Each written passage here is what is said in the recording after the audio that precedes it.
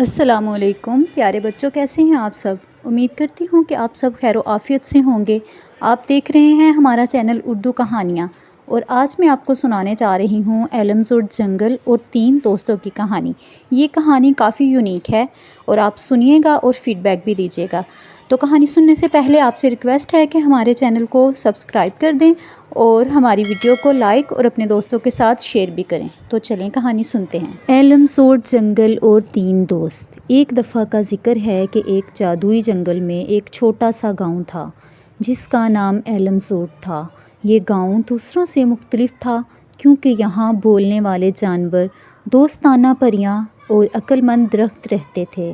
ایلمزوڈ کے دل میں ایک عظیم بلوت کا درخت تھا جو گاؤں کے وسط میں کھڑا تھا۔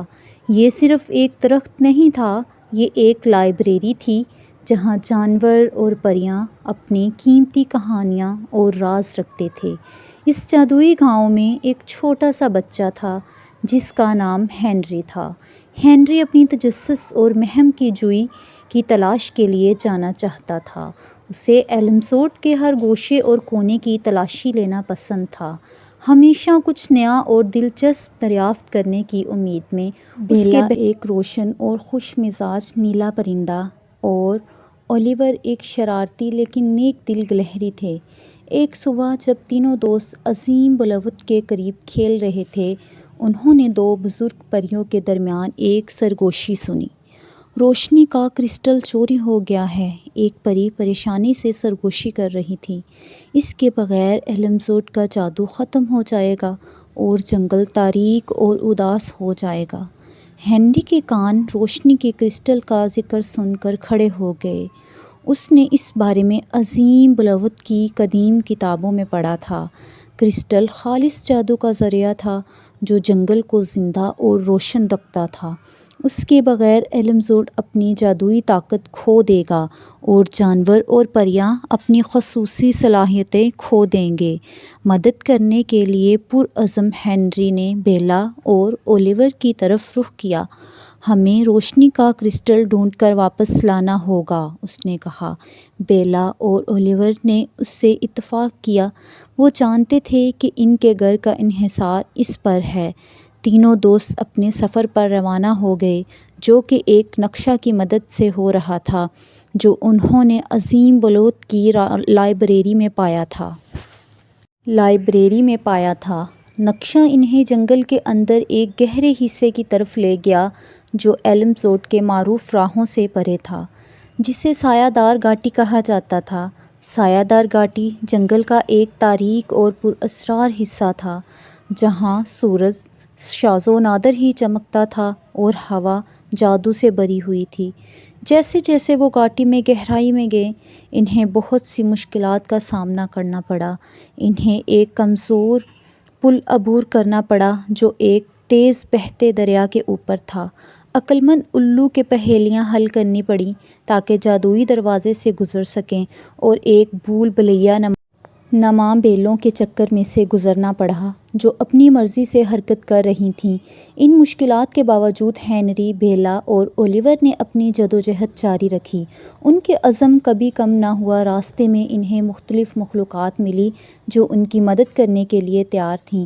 ایک جگنوؤں کے خاندان نے ان کا راستہ روشن کیا جب دیکھنا مشکل ہو گیا تھا، اور ایک نرم دل ہرن جس کا نام لونا تھا نے انہیں گھاٹی کے ایک چھپے ہوئے شارٹ کٹ کی طرف رہنمائی کی۔ آخرکار وہ سایہ دار گھاٹی کے قلب میں پہنچ گئے جہاں انہیں ایک اداس غار ملی۔ غار کے اندر روشنی کا کرسٹل ایک خوفناک ڈریگن جس کا نام ڈراکونس تھا کی حفاظت میں تھا۔ ڈراکونس نے کرسٹل کو چوری کیا تھا، یہ سوچ کر کہ یہ اسے زیادہ طاقتور بنا دے گا، لیکن اس کی بجائے اس نے اسے تنہا اور غمگین بنا دیا تھا کیونکہ اس کی روشنی اس کے تاریک مسکن کے لیے بہت زیادہ خالص تھی۔ ہنری بیلا اور اولیور بہادری سے ڈراکونس کے قریب گئے۔ ہنری عظیم بلوت کی کتابوں سے اپنی معلومات کا استعمال کرتے ہوئے ڈریگن سے بولا، ڈراکونس، ہم جانتے ہیں کہ تم نے روشنی کا کرسٹل لیا ہے کیونکہ تم نے سوچا کہ یہ تمہیں طاقتور بنا دے گا، لیکن ایلمسورٹ کو اپنے جادو کی ضرورت ہے تاکہ وہ زندہ رہ سکے اور اس کے بغیر جنگل ختم ہو جائے گا۔ ڈراکونس نے سنا اور ہنری کی آنکھوں میں سچائی دیکھی۔ مجھے اندازہ نہیں تھا کہ میں کتنی نقصان پہنچا رہا ہوں، ڈریگن نے بھاری دل سے اعتراف کیا۔ میں صرف طاقتور محسوس کرنا چاہتا تھا، لیکن اب میں دیکھتا ہوں کہ حقیقی طاقت مہربانی اور دوسروں کی مدد کرنے میں ہے۔ ان کی بہادری اور عقل سے متاثر ہو کر ڈراکونوس نے کرسٹل آف لائٹ دوستوں کو واپس کر دیا۔ جیسے ہی وہ غار سے نکلے، کرسٹل کی روشنی اور زیادہ روشن ہو گئی۔ پہلی بار سایہ دار گھاٹی کو روشنی اور گرم جوشی سے بھر دیا۔ ہنری، بیلا اور اولیور نے تیزی سے ایلمسورٹ کی طرف واپسی کی۔ جب انہوں نے اس عظیم بلوت میں اس کی صحیح جگہ پر رکھا تو گاؤں میں جشن شروع ہو گیا۔ درخت چمک اٹھے، پھول پہلے سے زیادہ خوبصورتی سے کھل اٹھے اور جانور اور پریاں خوشی سے ناچنے لگے۔ اس دن سے ہنری، بیلا اور اولیور کو ہیروز کہا جانے لگا۔ انہوں نے نہ صرف ایلمسورٹ کو بچایا بلکہ سب کو یہ اہم سبق بھی سکھایا کہ جنگل کا حقیقی جادو اس کے باشندوں کی مہربانی، بہادری اور دوستی میں ہے، اور اسی طرح جادوئی جنگل ایلمسورٹ ایک حیرت انگیز اور جادوئی جگہ بنی رہی، جہاں روشنی کا کرسٹل روشن چمکتا رہا اور ہر مخلوق خوشی خوشی رہتی رہی۔